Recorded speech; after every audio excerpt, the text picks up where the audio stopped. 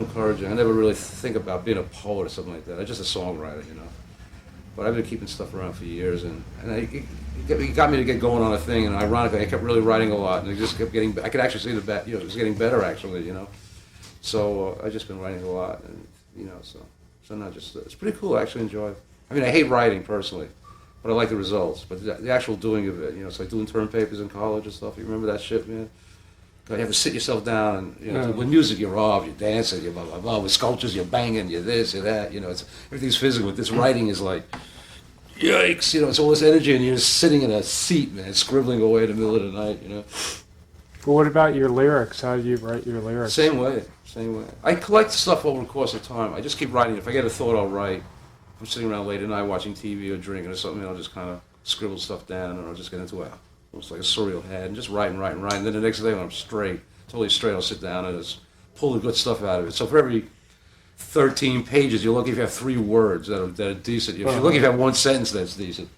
So I just keep doing that, and then over the course of time, an idea seems to be evolving through all of it somehow, some way. You have to feel out what the idea is, and then say, okay, man, I got lyrics for songs here. They become little units from a whole big thing. They start to become little units, Like they become like little planets. It used to be just a big bag of gas to begin with, and they'll become suddenly little rocks, What was first for you, making music or making art?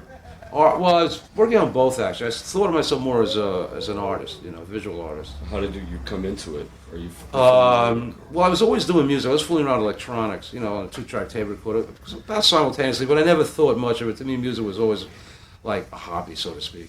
It's a stupid word to use. They were both very, very cool with me, but I always thought myself as a visual artist for some reason. And I started out as a painter, and then I got involved with working with lights through the painting experience. And then, but like I said, I was always fooling around with music, and then I don't know if at some point, in the very late 60s, early 70s, especially after I heard like Terry Riley, the Velvets, and the Stooges and stuff, it occurred to me how this pre-MTV, I never really quite thought of it with words, but it occurred to me one day that this music has always been like a dreamland for me. It was always the kind of thing where I made my own images came from the music. I realized how psychedelic's the wrong word, but how every form of music you listen to, you get another picture in your mind. Before MTV came in and ruined it for everybody and gave you the picture. Once you see the damn song on TV, you can never get your own picture anymore. I feel bad for the kids today, What was it about electronics that turned you on so much? Oh, the same kind. Well, it's just in the pure sound. It's like even when I was a kid, I was like listening to Bela Bartok and all that stuff. And even then, I used to scratch the records to make them even crazier. That's just my mind. I don't know. I'm crazy. So let's go back. Like you're a kid, you're in your room, you're making pictures, and you're listening to the crazier the better. Crazy. And I used to just, like I say, fuck up everything anyway. I guess I was doing scratch music long before anybody else without realizing it. I would scratch up Bartok records or Hindemith records and Stravinsky. I love Stravinsky, Some of that Symphony of Psalms thing, man. It was like just... How did you find out about that stuff as a kid? I don't know, man. I just kind of I used to listen to I was big on Elvis and big on all kinds of rock and roll, but then, you look over these other... My mother actually was a big listener to that stuff. She loved opera and stuff. And my dad, ironically, the one who came from New York, was listening to country and western, right? My mom really liked that classical stuff, but I used to hear it all the time. But then, you look over at the shelves, and there's getting buying rock and roll, and I started getting into just picking up the stuff and listening, Beethoven and Mozart, and I really love that stuff, man. Jazz too, all kinds of jazz. So then you're painting, seriously painting. Well, I don't know if I thought of myself as being seriously painting, but I was, yeah. And making sculpture? Well, not yet. The sculpture thing came later, but I'd be seriously painting, but I always have music of some kind going, always. What was that music like? Rock and roll? Yeah, it was a combination of all that. Rock, it could be classical one minute, rock and roll another minute, man. Whatever the mood I was in, who knows? So you had like a 2-track, you're sitting at home, and you're playing piano into it and singing? No, I wasn't playing, I had never learned to play an instrument. I just would play, just fool around with sounds. I turn on static off the radio if I really want to get nuts and tape it and do several tracks of static. And you were singing at the same time? No, I wasn't even singing. Again, there's another thing. I'll tell you, to be honest with you, man. The last thing I ever thought I'd do with my life the last place I ever thought I'd find myself in life would be on a stage. I remember I was so scared to get on a stage. I used to, every now and then I get invited to a piece somebody was doing, a friend of mine or somebody was doing a theater piece, and then I'd go backstage and I'd come to the wings of the stage and look out just from the wings.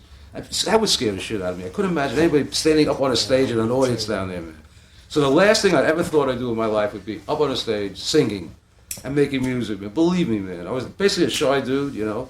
Well, when did that start?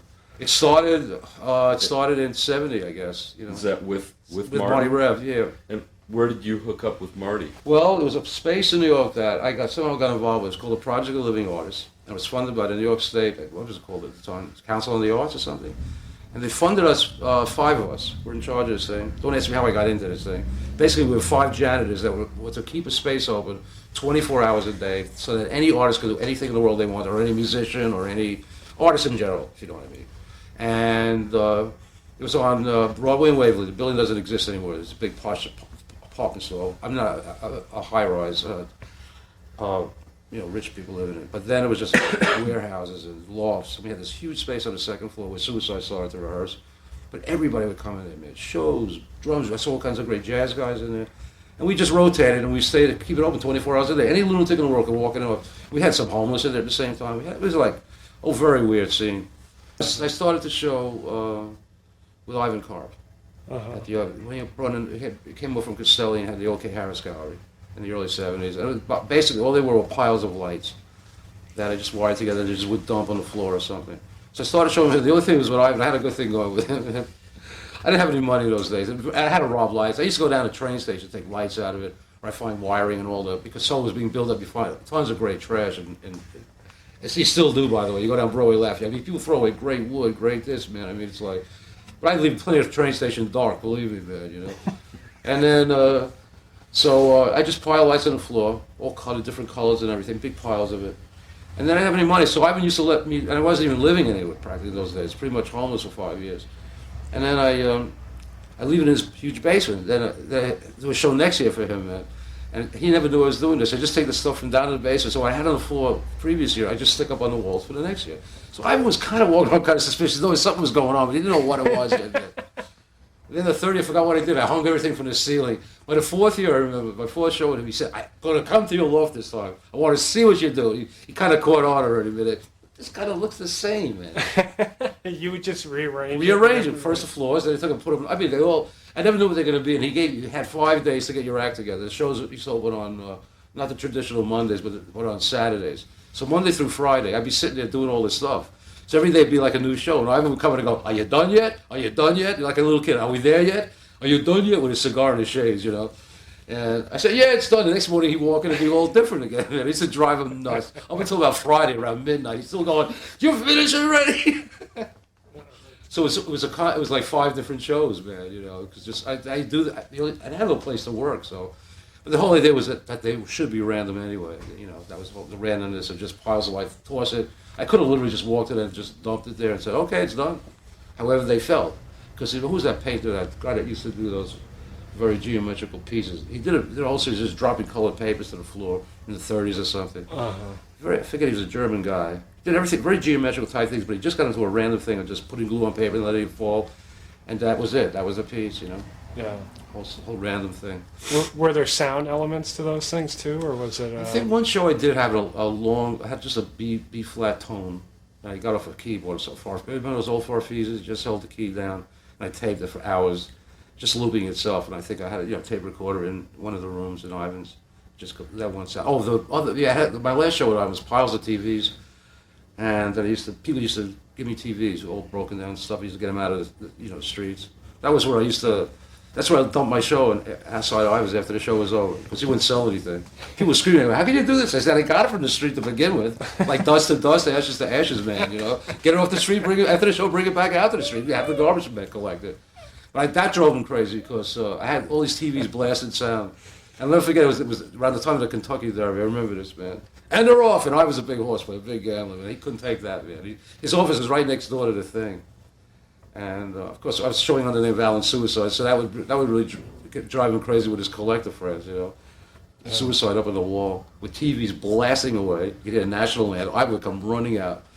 Plus, because people would also, my shows are really cool because people would comment off the streets, especially the kids, and they're like campfires for these kids. And most of my shows were always like in the winter too. I remember once People came in and they're actually drying their clothes over the pieces. The lights are so warm, they're wet, it's snowy, they come in, they'd be holding the things, or they'd be sitting against the wall smoking pot. Of course, that was another thing with Ivan. Everyone's sister would have a black leather jacket, and they always stain his freshly painted white walls. And you'd come running out every day, washing it down with Ajax, man.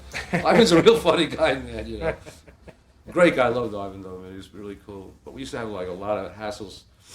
But it was great to see these kids with their coats and stuff and smoking pot and just lounging in the room, man. It was like part of the thing, you know. It was like I was really happy that these were. It was like I always loved the fact that art should have some kind of use in life. It should just be art, you know, for art's sake, Sure. which it should be in its own terms too. But it's kind of nice when it becomes like a service to society of some kind.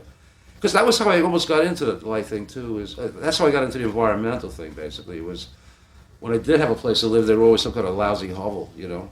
And the first thing I would do is I would just like put a red light instead of the ordinary white light or something. You know, just take it out of the socket, whatever lamp I had, just put a red light in, and immediately it would just make the room look cooler. You know, it was at least warmer now.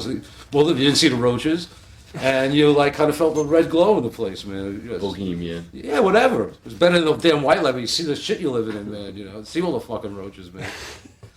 You know. That's great. So really, it was just like. So what was Marty doing before? Marty was working with a great jazz band, man. He was like, it was called, what was it, Reverend B. And he was the first guy, and I'm telling you, this is the damnest truth, man. You know, he's the first guy to be using an electronic keyboard in a jazz band, long before Chick Corea or Miles got into it, or all that Weather Report dudes, you know. That he was doing that in the late 60s. His band would consist of 4 clarinets, 2 drummers, his electric keyboard, 4 trumpet players. You know, it was like amazing. And the guys would just move in and out. Some guys would take a break, another guy would come in. I just started going up there and blasting tambourine with him. It was just, anybody could walk in and out. And I saw a couple of his gigs, and they would just last for hours and hours and hours. And people just hang out and get stoned and just enjoy this shit, and it would be constant evolution of sound. And I thought it was the greatest thing, man. The guy was just fucking great, you know. And I'd been doing weren't really gigs, but I was rehearsing a lot with another kind of electronic band in the same space, that Project Living Artists. That's how we met. Singing. Huh? Singing. Kind of singing or screaming or whatever you want to say. I'm playing electric guitar, you know, electronic guitar. I never could really play. I did learn later, actually. Not that it mattered. But just anything, it was just, my thing was kind of electronic music, but this whole set was kind of this free jazz kind of thing. Whatever, that's how Suicide started. It was like, we didn't have any songs initially. We just went out, didn't even know how to start a gig until somebody accidentally made a sound. And then somebody would follow him, and then somebody would follow him, and bam, we were on the way. Not knowing what the hell, where it was going to go. No one gave a shit. It was just let it be. And we just basically were jamming. That was the essence of the gigs. Until one day, a song evolved. I don't know, like a ballad. I remember the first, it was like Cherie. I don't know where the hell it came from, you know. And then we realized we could actually make songs, and that's when I started to kind of try and sing, you know. And I started by whispering first. And then, but I also was cool too because I played trumpet for years, and I developed a great breath thing. Unknowingly, it's the best thing you can do for your voice if you want to be a singer. You know, most people get up, even Henry, man, he's got nodes on his throat, and everybody gets nodes. I used to just scream and scream, never had a problem because I was doing it right. I was literally blowing air from all the way. Cyclical breathing. So breathing. You literally have to, you can't get a sound out of your trumpet unless you feel your balls being like punched up, man, you know. You literally got to get air from the balls all the way up. That's how I got into trumpet. I was blowing sax, and then somebody said to me, "You'll never be able to blow a trumpet." I said, "Get the fuck out of here." Picked up the fucking trumpet, expecting a sound to come out of that thing, and it was zilch, nothing. And then I began to realize the trumpet became a whole thing. It's like being in the military, man. You have to play every day for hours. You have to get the lip, it has to become calloused. You have to get the breath, and it's something you can't put down for a day. And I did it for 3 years religiously, and then my stomach said to me, "Alan, look, man, come on, man, this thing is starting to hurt with this bullshit, man, enough. Let's take a break already. Let's get out of the fucking army already, you know what I mean? Let's get a discharge already." Well, I'll tell you, man, like we weren't entertainers. And people were coming in off the streets expecting to walk into a room and be entertained as an escapism. Marty and I were not doing that. People came in off the street to visit the street.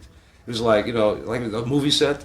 So this big wall, and here you're on the street, and you open the door, and then you're still in the same street. You know, what they did in the concentration camps behind the wall was the gas chamber. You know. What did you want to happen?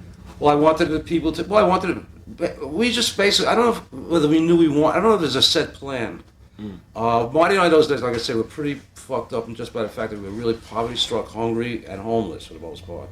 So I think we were just being our thing, without knowing we were being our thing. I think, and there was the Vietnam War we were pissed off at. You know, the whole political thing, the artistic thing. The artists were involved at the time. The Art Workers Coalition was happening at the time. So a very wild time, the Vietnam War, with Nixon and his shit.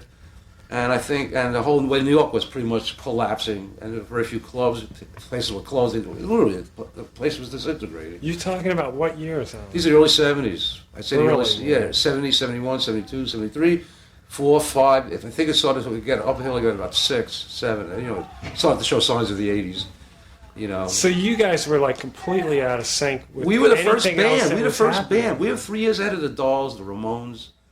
What about Kraftwerk? for Kraftwerk was instance? before us in Germany, and The we had, Silver Apples. Silver Apples. I just met him finally. I did a gig with him at the Knitting Factory. Were you aware of them at the time? Oh yeah, definitely. See, those are bands I was listening to. I was listening to Terry Riley, Lamont Young, Silver Apples. I love Silver Apples. Man. I was flipped out when I heard the Velvets. That was my thing, Finally heard the Stooges for the first time in '69. I saw the Stooges in '69. I thought that was the greatest performance, theater, music-wise, that I've ever seen in my life. Just seen Iggy at the New York State World's Fair. The building was left. They had a series of concerts every summer. And MC5 was the start at night. But Iggy, I heard his music the night before. A friend did too. He called me and said, let's go catch this band. Only because we heard Ron Asheton's guitar. I knew nothing about Iggy. I just heard Asheton's guitar. That wow shit. I went, yeah, this is like a new kind of guitar since Hendrix. And then we went down, and then all of a sudden I saw this guy Iggy up there, and like, man, yeah, like Brian Jones kind of hair thing, bangs, no shirt, great body, cut off like jeans with loafers, these ridiculous penny loafers kind of things. And I go like, what the fuck is? And he's standing there like this, glaring at you, going like this. There's about 2,000 or 3,000 people inside. The next thing you know, they get into no fun, or and then everything gets wild, man. He's jumping off the stage, he's cutting himself up, people are punching him out. Ashton's fucking Alexander up the ass with his guitar, all kinds of insanity for 20 minutes, man. And it just blew my fucking mind, man. Like my life changed before my eyes. I never could be what I was at that moment ever again. I mean, I could be, and then I just would have said, well, I'm selling it. I'm just going to be a big ball for the rest of my life. Here was the new thing in life. This was it. This is the future. And we went back the next night. It was great again. Blew the MC5 off the stage. MC5 didn't know what to do with themselves, and they were at the height of their kick out the jazz motherfucker at the time. Yeah. They tried to do everything on stage. Nothing could supplant Iggy for that 20 minutes. And the most brilliant thing that happened that night was they used to have, like, in between acts, they played all this music, right? Whoever was the sound guy, man, did a genius thing. After Iggy got off and everything, man, I said, man, this is great. Every art, great, whatever. It was just, wow. The sound guy, played one of Bach's Brandenburg concertos right after that. Almost out of acknowledging that it's in that league of, you know what I'm saying, man? I don't know if he did it intentionally or God put his finger out and said, play Bach's one of the Brandenburg concertos, because it was perfect, man, Because I just witnessed something amazing. It was in the League of Gods, and there's Bach right after that, man. At a rock and roll concert, for Christ's sakes. Sure, We had a $10 Japanese keyboard that almost could not make a sound. We got a bass amp. That was all we had. Just Japanese keyboard. And then because we didn't have any sound, what we did was we went out and bought all those, what do they used to call Electro Harmonix boxes in those days. Those high-end things, the Screaming Bird, the bass booster, the this booster. We had about 6 in a row. And just to get the sound. But because of that, the sound that came out of that thing became the Suicide sound. People didn't know must have thought we had the early synthesizer. A synthesizer didn't exist in this world yet, and it didn't. The only synthesizer was a big move. That was the size of a room in those days with one octave. Yeah, Gershwin Kingsley. Yeah, that's all that existed. And then of course Marty's genius of all time. The whole thing became the drum machine. Probably the first so-called rock band that used a rock band. We never a rock band, but. He brought in a drum machine, which is like, we were thinking about bringing a drummer at his end, because there was a third guy in Suicide, a guitar player, that started with us. He only did about 3 or 4 gigs, and then he quit. But he announced us one day, he thinks he's going to be committing suicide by going on further with this band. So he ended up doing nothing for the rest of his life. He didn't realize he was committing suicide by not staying with the band. But he's a great guy. But then we thought of, Monty and I are both very committed to this. We're both very committed people. And that really hurt us when this guy quit, because we knew we were going to be in this thing for the long haul. Our life. The lifers. And so we really hurt, and then we thought about it. A good friend of his, a great journalist, a guy named Billy, and then we talked about it, nothing really happened. Then one day Marty walks in with this brown box, shitty brown thing, brown color. I said, what the fuck is this? It's one of those the only kind of drum machines they had those days. They used for bar mitzvahs and weddings and shit, man, but it had this great, like, beats, man. That was the first beat. Ghost Rider. And that was the genius, that was it, man. But of course, we took such shit for that. We used to go out there with just me and him, the drum machine, and the keyboard, and we have riots. And the reason we had riots was, it wasn't because we were like, I was doing like a theater thing, but jumping on people and everything, you know, threatening to kill them. No, that wasn't it. Where's the guitar? Where's the drums? It was like blasphemy, man. That's what was causing riots, man. How dare you do this, you know? But Marty and I just sensed that was the end of the 60s. To us, it was the end of the guitar shit and the drum shit, man. We were so both into that thing. So, you know, when I heard that drum machine, I said, yes. Problem is now solved. Because I never liked full drum sets. I don't like live drums that much. Yeah, the bass, Marty used to do a lead line on one hand. He's like a machine himself, actually. Rev is like, in fact, the only way I can get attention from him at a gig, because he keeps his eyes closed, and he's like a machine. One hand plays, the left hand plays the bass line, the right hand plays the lead line. And he can play 20 hours straight by not missing a note or missing the beat.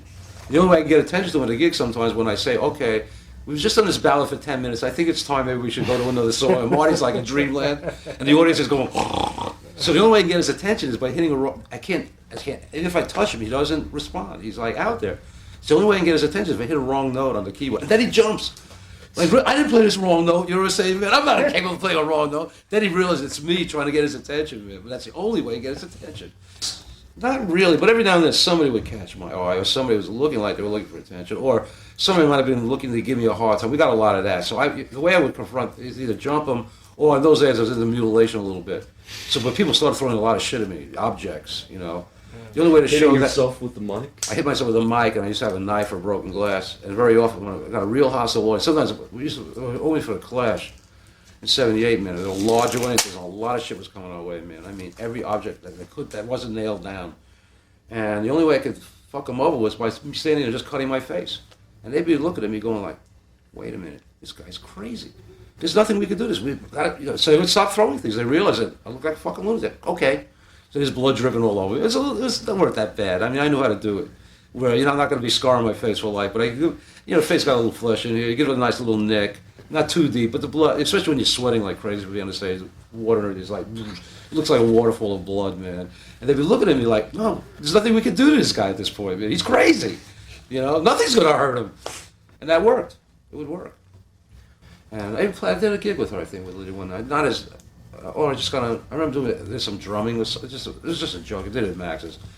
Most difficult gig I've ever done in my life. Well, actually, there's another one more difficult.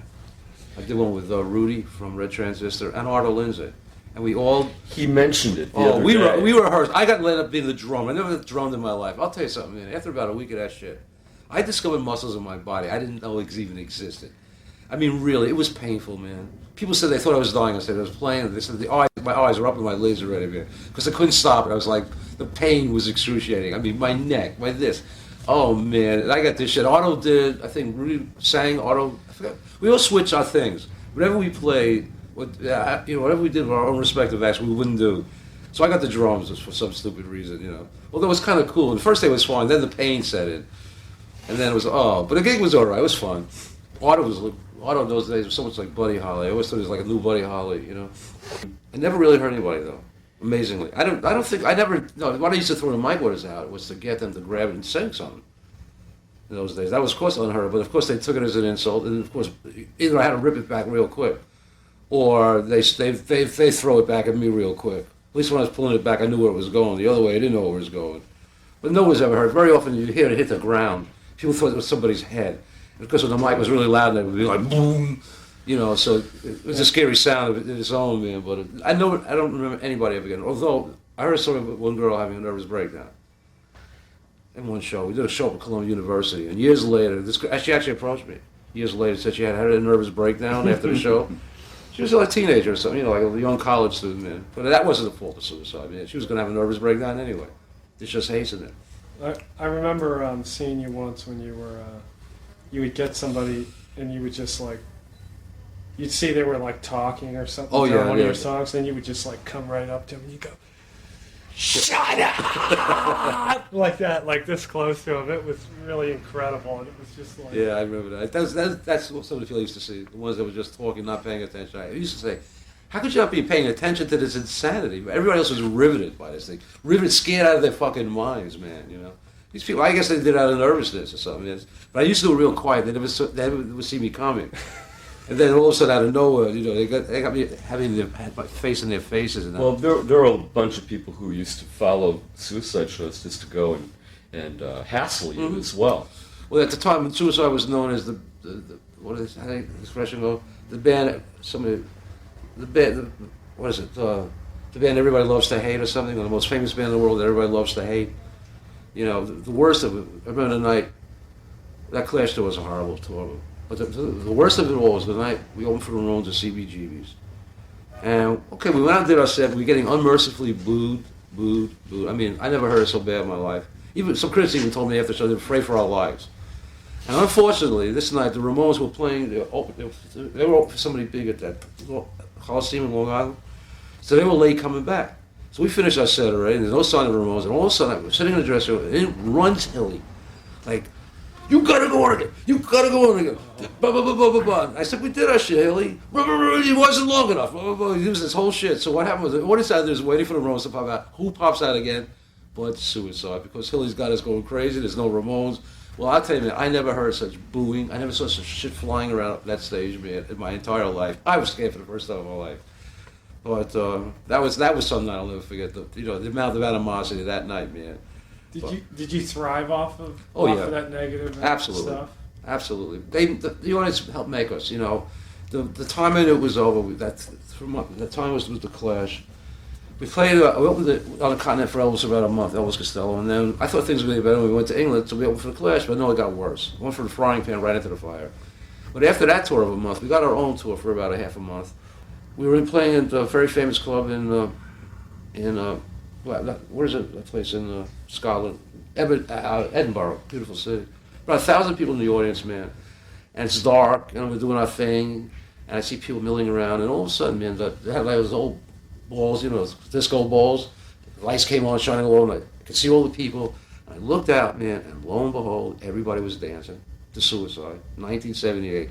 I couldn't believe my fucking eyes. I thought they were getting ready to start the shit. So I said, my God. So I went back to Marty. I said, "Marty, man, they're fucking dancing. We're finished. It's the end of our thing. What am I going to do now? There's no confrontation here. They love us here, man. We're finished. My job in life is over with, man. It's done. Suicide is at its day, man. They're dancing to this crap." Before we started sound checking, the DJ started playing some music to check his sound out. All of a sudden I heard the song, "Whoa, to the Real." I said, "Marty, you hear this shit? What the fuck is this? This is great." You know? It's the first thing of that kind I've heard since, say, like Kraftwerk. You know what I mean? Of that kind of ilk. It was different. It was that kind of ilk. I thought Marty and I were the only ones in the world doing stuff like this. When I heard that song, it was like, wow, this is cool, man. This is great. There's somebody else, you know? It's like starting all over again, you know? And that led all the way into that, well, the cheapening of, then they gave Grace Jones. the techno thug. They finally got a word for Suicide. We were everything under the sun. We were punk, we were glitter, we were this, we were that. I always say to people, what box are you in? You know, what category are you in? I go, Suicide category, you know? Really. But when I heard that, then we were techno pop. Because that became soft selling all those guys. Took Suicide and started milking it down into becoming a very commercial, heartless kind of music, you know. But, what were reference points for you? Was doo-wop and stuff that? Well, Marty's more doo-wop. Marty's more jazz doo-wop. I'm more, like I say, I loved Elvis as a kid. The only way I used to get to school was turn on Elvis, man. Like Hound Dog, and I listened to that and I'd say, okay, I can go to school. You know, go into a job was how to listen to Elvis. Those guys, the Gene Vincents and those guys, and Fats Domino. But I was also into the, you know, I love the Stones. Not in the beginning, you know, the mid-period Stones. That was all that Beggar's Banquet. All that, those 2-3 records. And I finally got into the Beatles later on too with Sgt. Pepper. Before that, I didn't like them. But basically, I like the really raw, like Stooges kind of stuff, Velvet kind of stuff. Why do you think artists were attracted to starting bands? That's fun. You get more girls that way. Let's face it. Really. Fuck this artistic lonely life of being a painter or, you know, sculpture at least is cool because you do work with your hands, you pound away. It's a physical activity. Painting can make you very neurotic. It's like being a writer, standing with a flat piece of canvas all by yourself. So I think people found that they have more fun in bands, you know. And I know all those guys. I forget the name of all those bands. There were so many bands around the late 70s, early 80s, man. All artists, all getting together. You know, well, even Talking Heads, you know, he started out as an artist. He was studying in Providence, wasn't he? That Rhode Island School of Design. But it was fun. mean, it's not why I got into it, but I think a lot of people did when they realized it's fun playing with other people, it's fun being with other people, and again, being a rock band, shit, man, you get a hell lot more girls than hanging around the studio all by yourself and jerking off, you know? I never thought of it as a negative energy. I thought it was something very positive in the sense that Marty and I both loved what we were doing. I mean, there were times, well, we got very few gigs in those early days. So what we used to do was our rehearsals literally became gigs for ourselves. We used to do rehearsals that were like live gigs. Well, there'd be nobody else there. We just darken the place, take a few draws, pot or something. A little hash, a nice yellow hash in those days was like speed. It was like really cool. And just play for 3 hours intensely. I'd be screaming, and we'd be dead after that. And we taped this stuff. I wish I had those tapes. They just disappeared somehow through the years. But there were times when Marty and I would look at each other and go, are we crazy? But the thing was, we just kept going because we loved it. We were hearing the sounds like, whoa! And we didn't think of ourselves as being futuristic. We never said, wow, we have a sound here that's going to be the future. Never in any way. We never thought along those lines. We just loved what we were doing. It was good for him. See, we both met each other at very crucial times in our lives. I was a visual artist at the time, looking for something else to do. Basically, I was maybe thinking about environmental type stuff. That the stage to me became something environmental. I wish the stages were in the middle of floors. We did some gigs like that purposely to make the audience feel like they're part of this thing. So I was thinking that as an artist in terms of not only creating a piece for the wall or a floor piece, but to use the whole environment they were in and bring people in to it so they felt a part of the thing, part of this environment that we were creating. As a visual thing and as a sound thing, because to me the sound, especially Suicide sound, like it would envelop you, man. And would put you, this is the psychology when you're listening to music, like I talked about earlier, before MTV, Music can create an image for every different person that's there. That's why people sometimes thought they were going crazy at a suicide gig. When they're thinking about committing suicide during a gig. Because of the sound and my antics. Whatever my antics were, very street, I was a street lunatic. Hey, give me a fucking cigarette, man. You know what I mean, man. Just being crazy off the street. And Marty standing there, I'd be running all over the place, and he'd be standing there like a robot. Those shades of his, man. Totally the antithesis. But yet, laying at the sound, that was my umbrella in a sense. I'd be this crazy lunatic. Because without sound, I couldn't be that crazy lunatic. I'd be too scared to be the crazy lunatic. It was my umbrella. Can you talk about those characters? Because there was Frankie, Teardrop. Yeah, they were all kind of people I knew, Dream. There were like... There was Cherie, there was Frankie, Teardrop, there was this girl. There was Che, I wrote a song for Che, who was a hero of mine in those days. They were all basically portraits. See, that was another thing Suicide was doing. Unlike most bands that were writing songs about love affairs or their cats or, you know what I mean, man. That's why these songs was about people. And basically, they were portraits, man, of people. It was like, basically, it's probably my visual artist coming out of me because I used to love to do portraits in my early days. I used to paint a lot of portraits. So maybe that had a lot to do with it. So the music started out like that. And they still are kind of like portraits now, still to this day. I write about people more than I write about things. And thought maybe like psychological portraits, kind of like... Yeah, well, obviously they came... Well, all portraits are self-portraits anyway. I mean, you look at Rembrandt, any portrait he ever did was a portrait of himself, or even Picasso. Look at every Picasso is Picasso, It all comes from who you are. So every portrait is yourself anyway. So it's probably like, well, all the baggage I was taking, all my previous years of life before I became Suicide. A lot of anger was coming out, a lot of shit was coming out. A lot of it was me, a lot of it was something I thought out, a lot of it was my intellectual thing happening, a lot of it was my psychological thing happening. It could have been an argument with the old lady that day, Who knows what was going down. We just like to let things hang out. And what people were really seeing was, it would be like if you were watching, you go into a room and watch Jackson Pollock paint from the beginning to the end of a painting. What we were doing, we were literally creating, we had no set of songs. We didn't start out with, okay, 1, 2, 3, 4, 5. We just let it go. Whatever came up, I turn around one and go, okay, let's do that thing. Which we did 10th last time, we only were doing second this time, and every night the words would be different to every song. And I still do it to this day. I can't sing the same song over again I sang 10 years ago. Because every time I go on tour now, that's the thing, everyone wants to hear all that shit.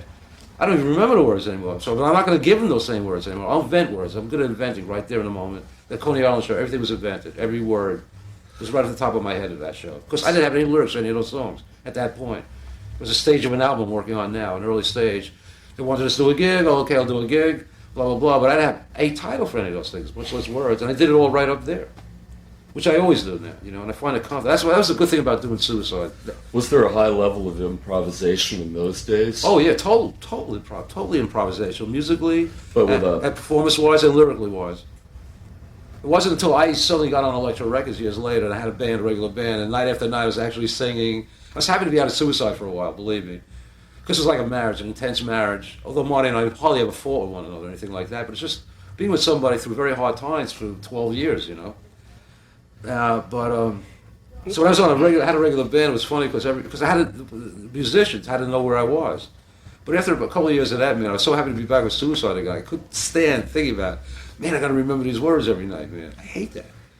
You know, it's not cool. It's just not. I just don't feel like I'm really doing a good performance unless I'm bringing something new to the stage every night. You know. What about this record you did with Ben?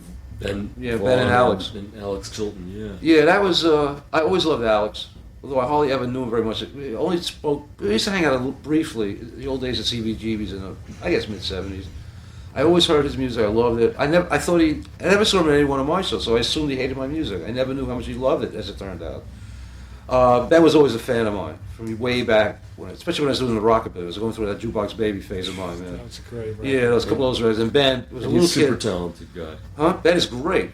But he used to come to see my gigs. He used to come out of Jersey, and he was hanging out in the dressing room. He was also doing like a rockabilly thing. So he loved Suicide too. But out of nowhere, a couple of years ago, I got a call from Ben. He was thinking about doing a record with me. Out of nowhere, just like a single or something. And then a couple of days later, he said he passed by Alex Chilton, and Alex would love to do it. And next thing you know, 3 weeks later, we were in New York. Alex flew from New Orleans, and Ben came from L.A. And we were in the studio. I thought we might be going to do a single, but I had no lyrics or anything. So I had the post with me. It said something about Fat City was the title of the post. Then came our first song, just off the top of my head. Then I did a second song off the top of my head. And it was going so good, man. We just kept going. Until about the 13th song, I said, guys, about 3-4 hours later, guys, I remember I had to do another version of Dream Baby Dream because I had nothing left for my brain. My brain was in brain fry. Literally, everything was improvisational, every word, everything. We just couldn't stop because the thing was flying along and it was great. And finally we stopped, and then we did another day. It's all mixed in a couple hours, and we did a couple of gigs there. We did one in New York, and we did a great one in France, man. 2,000 people, baby. They loved it. It's fun, too, because it was fun for all of us, because none of us felt a sense of responsibility. So when my band is like, I got to worry about all the shit, make sure everything's cool. When Ben is with his thing, he's got to worry about all the shit. When Ben is with his thing, he's got to worry about all the shit. When we were together, none of us had the sense that we had to be the leaders here, man. So we all got up, we all totally relaxed, all had a blast. Got on the airplane, flew all the way over there, man. Had a blast. Nobody gave a shit. We had like a vacation, man, you know. The funniest line, though, this is the funniest line ever. I don't know, you go to the Rennes Festival in France. It's way out in Rennes. You do a 7.5-hour flight, then you come off the plane, go through customs, you're dead, you're whacked, then you got to take a 6-hour drive in a truck, right, to get to Rennes. So the whole thing between leaving your apartment and everything, you figure out all the hours, it comes out to be about 15, 16 hours to go from New York to Rennes. I don't know, we finally see this town of Rennes, and Alex out of nowhere goes, man, he says, all of a sudden it hits me, he goes, what the fuck am I doing? For 16 fucking hours, man. I could be in fucking Japan doing a gig. It's true. It takes about 16 hours to get to Japan. Here we are, fucking little Ren. We could be in fucking Tokyo, man. You know, a whole other mindset, you know. But at the time, it was so funny because we're all getting nervy and, you know, all getting, oh, fuck, what is this? That's a torture trip to Ren, man. But just, I could be in fucking Tokyo or Australia. I think he said Australia. Australia, the way he said it, man. Alex is a real funny guy, man. Alex got a very cool sense of humor, man. Very cool dude. After all this time, what's it like to have people reassessing your visual art and representing it? I have no idea what things are happening with it, especially in France right now. It's going to be a coffee table book. I haven't had a show in 10 years. The last show I was 10, 11 years with Barbara Glasso. Sold everything out. And then after that, I don't know if she lost interest or she would change her mind about things. I at the time decided I wanted to stop anyway. It's kind of like when you're selling and doing very well, they want you to keep doing the same thing over and over again. Well, not to do the same thing. They want you to just churn out your work, but I found that it was starting to look alike. You know what I mean? What were they like? Well, the crosses. I took my work onto the wall finally. That's what helped it sell. I put on wood, basically. It was all crucifix things. Then I started to sell like hotcakes. When the pieces on the floors and everything, nobody wanted to handle that, you know. And I only sold maybe one piece, actually, to a big collector in Washington. I got a piece in the Museum of Modern Art in Amsterdam. I got a piece in the Tate in London. I got something down at some university in North Carolina or something. So I sold everything, man. You know, it's just crucifix, big ones too. With a lot of images, icons, you know, images, musicians, boxers, with neon, not neon, but fluorescence. So basically, all went to the wall, and I gave it the structure of a cross, and immediately made it more commercial because it made it recognizable. Where before it was the same thing before, but nobody could really see it because it was in a freer form. So again, you have to sometimes, as an artist, sometimes, especially if you wanted to sell these damn things already. And not only that, get them out of the house. I mean, it's great to sometimes get your shit out of the house finally. Like now, I got about 17 pieces in my house, you know, and it's starting to bore the crap out of me because they're there all the time, you know. You see them all the time. Yeah, It'd be great to get them out and get some clean walls to start all over again with something new, you know. So I have no space anymore, you know. Or fairly new.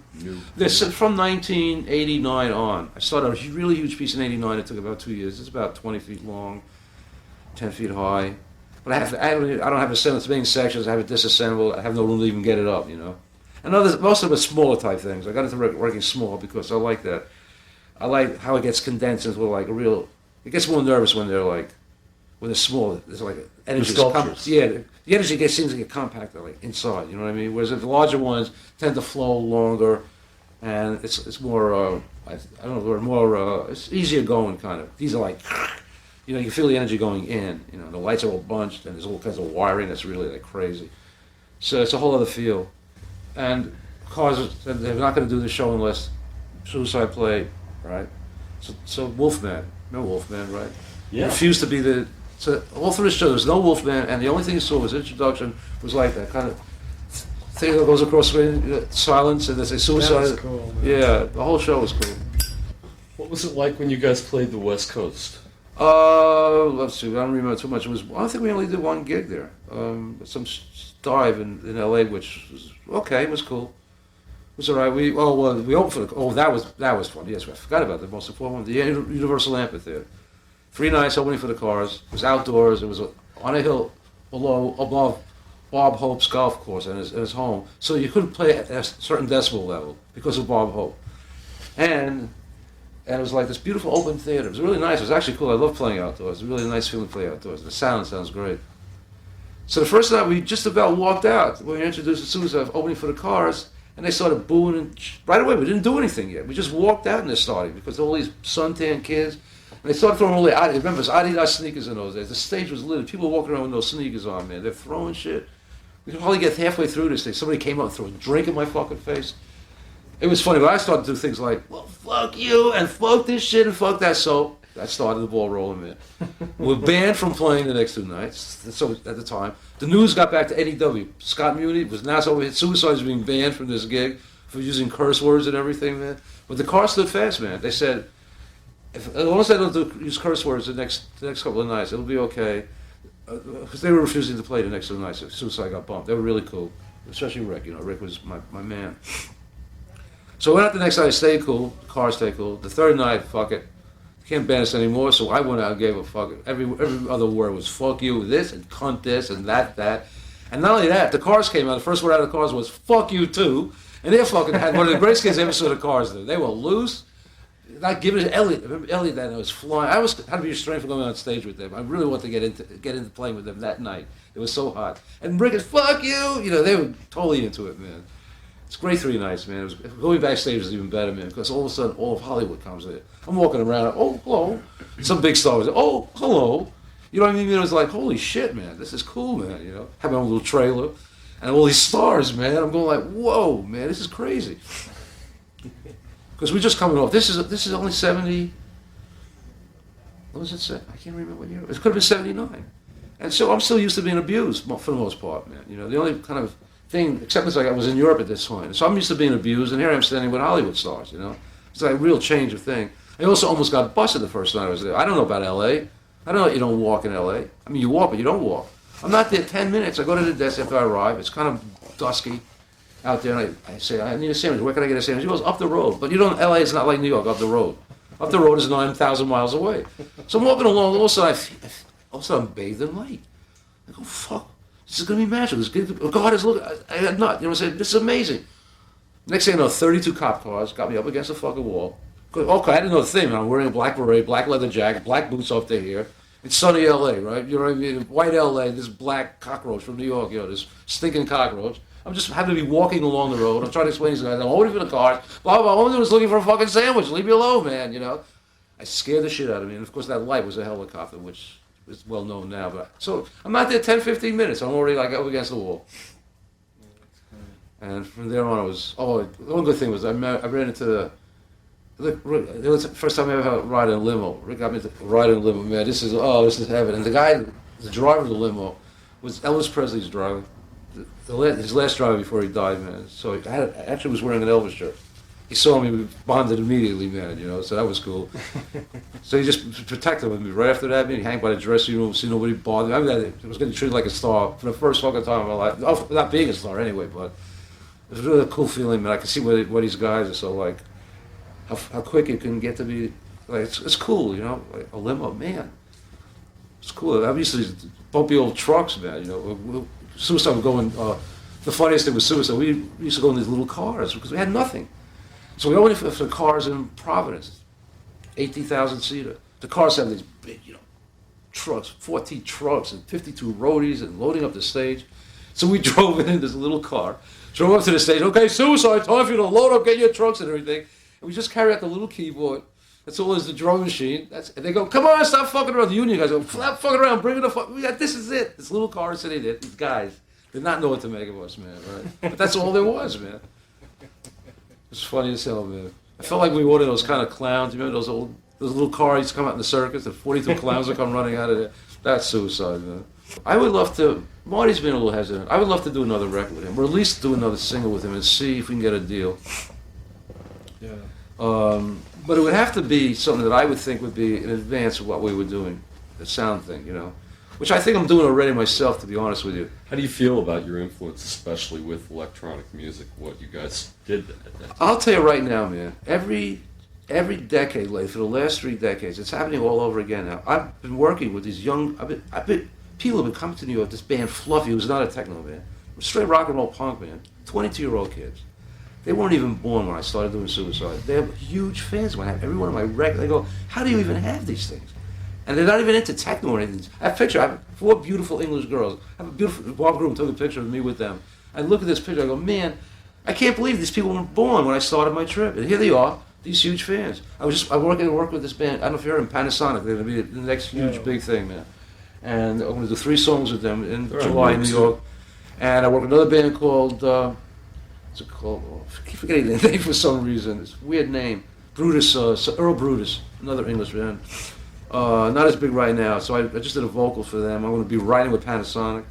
And here's these 22, 23-year-old kids. Again, it's like I've been rediscovered. I keep going through cycles. Every 10 years or so, the next generation, whenever the new techno comes around again, Alan Vega, Martin Rip, especially with me, I don't know. Because I do vocals too. That's the one thing they don't have, these techno bands. That's the only reason why they can't become huge commercial successes right now. They can't do vocals. But musically, I think they're great. This Panasonic is doing some great shit, man. I'm telling you, man. It's like, they're almost going to begin to influence me, for God's sake. But I'll tell you something, man. Most of the techno stuff is real shit to me. I hear tons of it, I get tapes sent all the time. The most disheartening thing I had to do last year when I was in France, I was doing a promo tour and some critic made me go up and listen to about 50 techno records in her apartment to give them each an A or a B or a C, or 1 through 10. For a magazine or something? Yeah, for a magazine. They wanted my opinion about all these things. It was torturous sitting through those 3 hours trying to, and I found Aphex Twin, there's only 2 or 3 things that you pick out of 50 that don't sound like the same, that it comes out of the same factory, But it amazes me how, like, every time I think that my music, when you think about it, I'm into this thing now since late 1970, early 71. I think Suicide did his very first thing, and here's another story to tell you. We're the first band to use the word punk. We call it a punk music mass, and it was did it at Ivan Carp's, it was either early 71 or late 70, at OK Harris. And we sent out flyers that said Punk Music Mass by Suicide.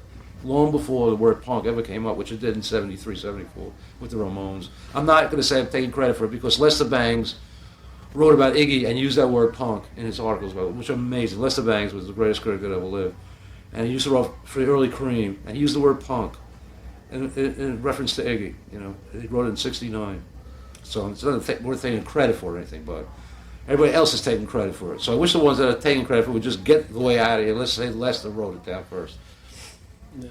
You mentioned being pretty angry about having an intention about Vietnam, at least in your anger in your life. That was represented in the music too, huh? Oh yeah, well, I wrote a song called Viet Vet. I did sculptures that no one ever even did sculptures or paintings that referred to Vietnam. It's probably was the first one I had. I was in a group show at Barbara's in the early '80s. Well, yeah, it was mid '80s, '85, where I did a piece, Vietnam It wasn't piece. cool. No, It wasn't cool. it wasn't cool for the guys coming back, and it wasn't cool for anybody to be saying, "Hey, man," as an artist, it'd be the first thing you should be jumping all over. Yeah, did a song called Viet Vet in 1982. Yeah, man, people just didn't get it. In fact, the French came with it. They thought I was writing about a veterinarian, man.